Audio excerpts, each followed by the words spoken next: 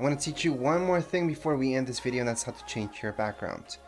It's actually pretty easy. Just go ahead and tap with 2 fingers. You're going to see this. Change wallpaper. Do it from there. That's a quick way. Another way, from your system settings, just type in wallpaper, change wallpaper, and then from here you guys are going to see a bunch of options. So we can go and type this one in. We can try this one out. They're going to change as you click on them, and then you can select whichever one you want. So right now we're just going to leave it there for now. And I want to highlight that you can download any other ones as well, and you can add in your own photos too.